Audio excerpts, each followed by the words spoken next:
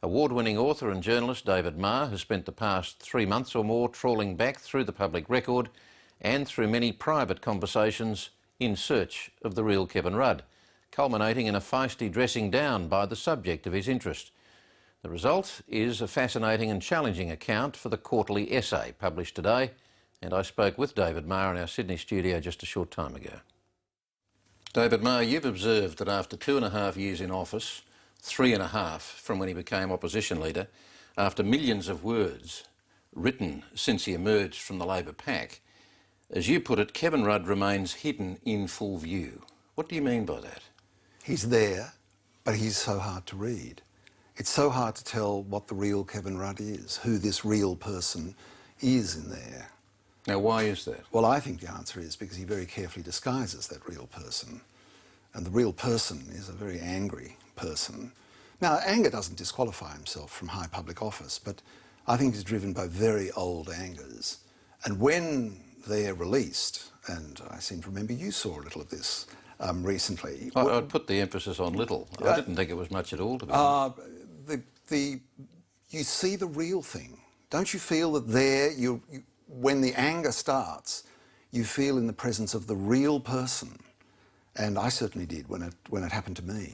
In your one-on-one access to Kevin Rudd for the essay, as opposed to all the trawling you did around other people, a long walk on the beach at Mackay, I think, followed by dinner or vice versa, yeah, left you observing, quote, he's a politician with rage at his core, impatient rage. Now, what prompted that observation? We'd had a terrific sort of, I suppose, 3 hours, maybe 4 hours, a very generous amount of time he gave me. And most of it was off the record, so I can't actually say what he said. But I can say that he was incredibly interesting, very, very interesting about his own life, and all of that material is all through the essay. We had dinner, and that was on the record. And as you warned me, it would be stiff, and it was stiff, but it was on the record, gave me some very good material. And afterwards, when the night was essentially over, he asked me, so what's the argument of your essay? And it's a grown-up moment. The Prime Minister has asked you, and I felt that the only thing to do was a candid reply. And I told him what the argument was. I went through some of the contradictions of his life that I was exploring. And he was very angry, very, very angry. Now we get into the off-the-record part. I can't tell you what he actually said, except to say that he was vivid and eloquent. He was the most himself that I saw him at any time. I curiously enjoyed that experience very much. About 20 minutes of being ticked off by him. No swearing, no stamping, none of that. I put it at about 3.8 on the Richter scale. But was that enough? It was illuminating. But was that enough for you to observe that he has anger at his core? I would assume there's got to be more than that. Not enough. That's what brought it together for me. When you see when you know of the fact that behind closed doors there is a lot of rage in his office, that there's a lot of cold rage and hot rage in his office. When you look at this pattern of his life, when you look at the kind of angry determination from the time he was a kid, from the time he was 15 or 16, to rescue himself from the predicament that, the bad hand that had been dealt him and his mother and siblings back then, you see this kind of implacable determination. And what makes sense of it is anger. What makes sense of the way in which it's personal, implacable, and pursued relentlessly.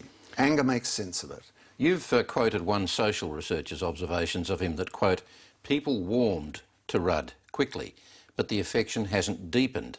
The feeling is we've been on lots of dates, but we haven't got to the next level.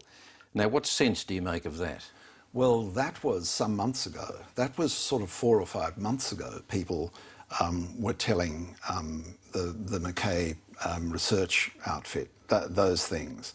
And it was a liking of the man, but not being able to get a proper bead on the man.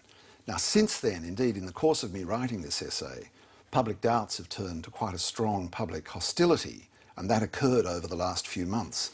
I don't think people are talking about going on dates anymore. You talk about the large number of people who've worked with him through his various roles over the years, going way back. Politicians, staff, bureaucrats who, quote, loathe the man. Mm. Is there a pattern to the loathing? Yes, there is. There is. They talk of They talk of completely unreasonable demands, they talk of long hours, they talk of strangely scheduled appointments. I mean, 10:30 on a Sunday night, but then he doesn't turn up till 1:30 on the Monday morning.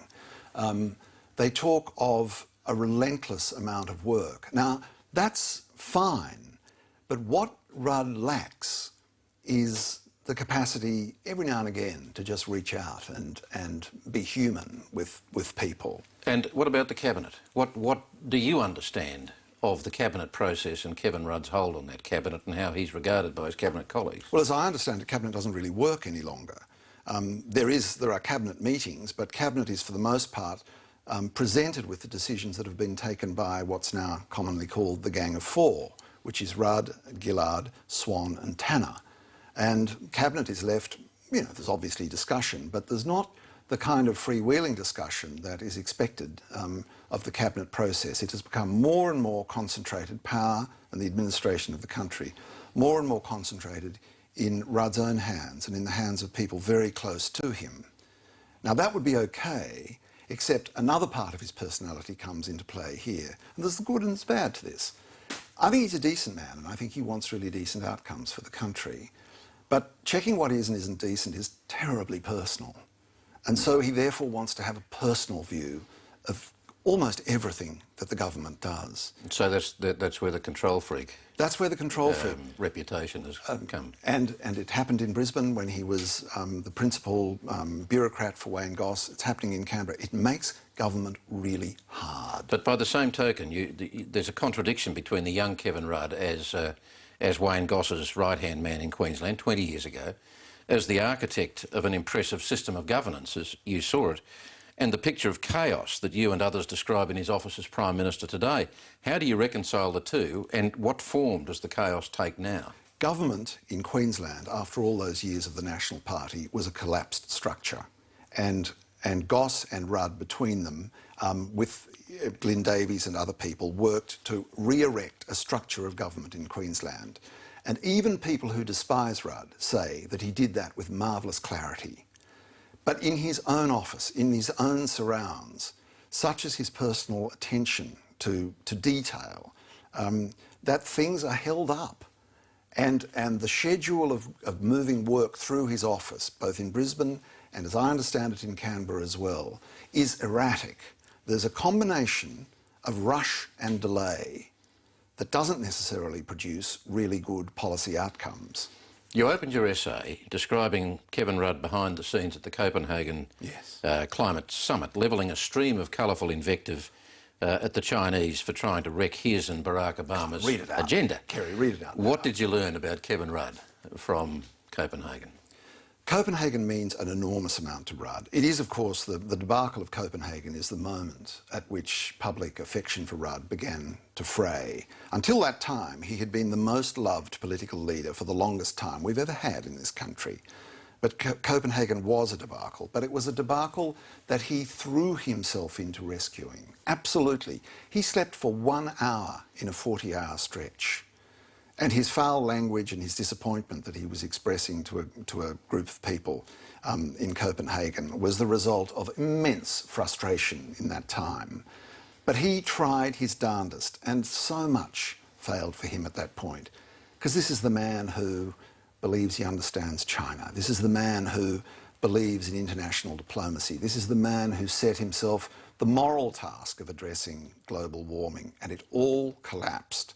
And at that point, with a new leader of the opposition, things began to unravel very seriously for this man. You say that his drive to acquire power is extraordinary, but his instinct is to hoard it rather than spend it. Now, in what demonstrable way? Well, I have to say that line was penned before I understood the dimensions of the fight that he's having with the mining industry. I signed off on the essay as the fight began. There's a little bit about it in there, but this is, I think, a very self-conscious demonstration on Rudd's part that the forces that, in a sense, beat him on ETS are not going to beat him this time. It's the assertion, it's a very angry assertion, I think, the angry assertion of a man who wants to demonstrate that he is unassailably running this country. But if the figures are right, it could be his ultimate downfall. It could be, but I think it's much too soon to write this man off. David Marr, thanks for talking with us. Thanks, Kerry.